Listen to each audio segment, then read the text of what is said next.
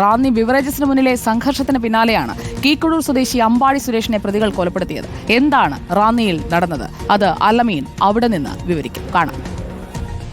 സുജയ, റാന്നി ബിവറേജസിന് മുന്നിൽ ഇന്നലെ രാത്രി ഉണ്ടായ ഒരു വാക്കുതർക്കവും സംഘർഷവുമാണ് ഒരു കൊടും ക്രൂര കൊലപാതകത്തിലേക്ക് കാര്യങ്ങൾ കൊണ്ടെത്തിച്ചത്. പരസ്പരം വാക്കുതർക്കമുണ്ടാകുന്നു. ചിലയിടങ്ങളിൽ വെച്ച് സംഘാംഗങ്ങൾ ചേരിതിരിഞ്ഞ് ഏറ്റുമുട്ടുന്നു. പിന്നീട് ഫോൺ വിളിച്ച് വെല്ലുവിളിയും വാഗ്വാദവും അതുപോലെ തന്നെ പോർവിളിയും ഒക്കെ മുടക്കുന്നു. അതിനുശേഷം വീണ്ടും തെരുവിലിറങ്ങി ഏറ്റുമുട്ടുകയും ടീമിൻ്റെ ശക്തി പ്രകടിപ്പിക്കാനുള്ള ശ്രമങ്ങൾ നടത്തുകയും ഒക്കെ ചെയ്യുന്നു. അങ്ങനെ ഈ ബിവറേജസിന് മുന്നിലുണ്ടായ സംഘർഷത്തിന് പിന്നാലെ തന്നെ പലയിടങ്ങളിൽ വെച്ചും നേരിയ തോതിലുള്ള സംഘർഷവും ഏറ്റുമുട്ടലൊക്കെ ഉണ്ടായി. അതിന് പിന്നാലെയാണ് അമ്പാടി സുരേഷിന്റെ കൊലപാതകത്തിലേക്ക് കാര്യങ്ങൾ പോകുന്നത്. അത് കാറ് കയറ്റി കൊല്ലുന്ന തരത്തിലുള്ള ഒരു കൊടും ക്രൂര കൊലപാതകത്തിലേക്കാണ് കാര്യങ്ങൾ എത്തിയിരിക്കുന്നത്. അമ്പാടി സുരേഷ് ഈ തർക്കവുമായി ബന്ധപ്പെട്ട ആദ്യഘട്ടങ്ങളിൽ ഇല്ലായിരുന്നു എന്നുള്ള വിവരം കൂടി പുറത്തു വരികയും ചെയ്യുന്നുണ്ട്. അമ്പാടിയുടെ അച്ഛനും പറയുന്നത് വീട്ടിലായിരുന്നു അമ്പാടി. ഒരു ഫോൺ വന്നു, അതുമായി ബന്ധപ്പെട്ട് പുറത്തേക്ക് ഇറങ്ങുന്നു. പിന്നീട് അപകട വാർത്ത കേൾക്കുന്നു എന്നുള്ളതാണ്, മരണ വാർത്ത സ്ഥിരീകരിക്കുന്നു എന്നുള്ളതാണ്.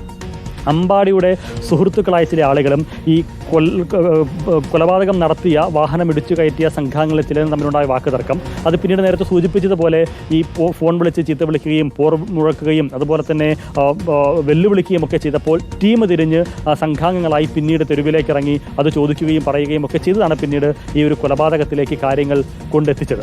റാന്നി മന്ദമരുതിയിലാണ് നമ്മളിപ്പോൾ നിൽക്കുന്നത്. റാന്നി എരുമേലി റൂട്ടാണ്. ഇവിടെ വെച്ചാണ് ഇപ്പോൾ പോലീസ് ക്രൈം സീനൊക്കെ ഇവിടെ തിരിച്ചിട്ടുണ്ട്. പോലീസിൻ്റെ ക്രൈം സീൻ ബോർഡൊക്കെ വെച്ച് ആ ഒരു ഭാഗം പ്രത്യേകമായി മാറ്റിയിരിക്കണം. കാരണം ഇവിടെ വെച്ചിട്ടാണ് ഈ അക്രമി സംഘം അല്ലെങ്കിൽ ഈ കൊലപാതക സംഘം അമ്പാടിയെ വാഹനമിടിച്ച് തെറിപ്പിച്ചത്.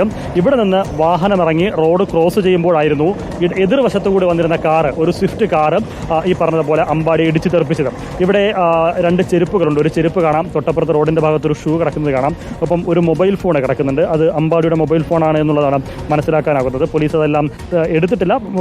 പോലീസ് മറ്റു നടപടിക്രമങ്ങൾക്ക് ശേഷം അത് കൊണ്ടുപോകും. അതോടൊപ്പം തന്നെ ഒരു സ്വിഫ്റ്റ് വാഹനത്തിൻ്റെ എംബ്ലം, മാരുതി സുസുക്കിയുടെ വാഹനമാണ് സ്വിഫ്റ്റ്. അപ്പോൾ സുസുക്കിയുടെ എംബ്ലം, ഒരു എസ് നമുക്കിവിടെ വീണ് കിടക്കുന്നത് കാണാം. അപ്പോൾ അങ്ങനെ അതുമായി ബന്ധപ്പെട്ടുള്ള സാധനങ്ങളൊക്കെയും ഇവിടെ ഉണ്ട്.